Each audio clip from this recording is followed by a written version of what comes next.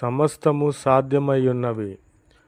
ప్రభువైన యేసయ్యే మన పక్షముగా ఉండి నిలబడి మన శత్రువులను పారద్రోలే దేవునిగా ఉన్నాడు.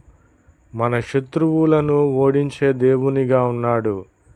కాబట్టి మనుషులకు అసాధ్యమైన వాటిని సాధ్యపరుచుటకు మన ప్రభువైన యేసయ్య మన పక్షముగా ఉన్నాడు కనుక మనకు ఎల్లప్పుడూ విజయమే.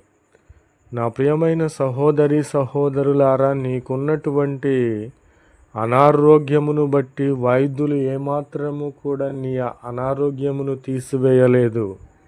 వారికి అసాధ్యమైనది ప్రభువైన క్రీస్తు వారికి సాధ్యమైనది. నిన్ను ఆరోగ్యముగా ఉంచుటకు, నీకు శక్తినిచ్చుటకు, బలమునిచ్చుటకు, సమస్తమును సాధ్యము చేయుటకు నీ పక్షముగా ఉన్నటువంటి వాడు ప్రభువైన క్రీస్తు.